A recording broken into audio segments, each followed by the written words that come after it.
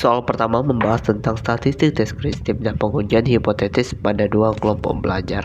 Pertama, saya membangkitkan data nilai ujian untuk kelompok 1 dan kelompok 2 menggunakan fungsi run if. Setelah data terbentuk, saya menghitung rata-rata, ragam, dan simpangan baku untuk menggunakan fungsi min, var, dan sd. Hasil ini digunakan untuk melihat karakteristik data masing-masing kelompok. Selanjutnya saya mengambil sampel secara acak sebanyak 50 siswa dari kelompok 1 dan 65 mahasiswa dari kelompok 2 menggunakan fungsi sampel.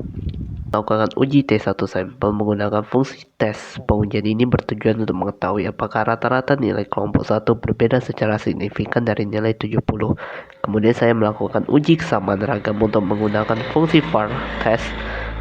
Uji ini digunakan untuk mengetahui apakah kedua kelompok belajar memiliki ragam yang sama atau berbeda.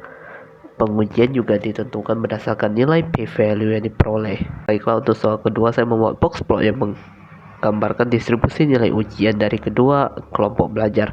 Dari grafik box plot dapat dilihat median penyebaran data serta kemungkinan adanya pencilan atau outlier. Setelah itu saya menggunakan analisis ragam satu arah atau ANOVA menggunakan fungsi ANOV. Pengujian ini bertujuan untuk mengetahui apakah terdapat perbedaan nilai rata-rata ujian antara kedua kelompok belajar. Hasil pengujian ditentukan berdasarkan nilai F dan P-value yang muncul pada output. Dan pada soal ketiga, saya membuat box plot tinggi tanaman berdasarkan jenis pupuk. Graf ini digunakan untuk membandingkan distribusi tinggi tanaman pada masing-masing jenis pupuk. Selanjutnya, saya melakukan analisis ragam dua arah menggunakan fungsi ANOVA dengan faktor jenis pupuk dan jenis tanah.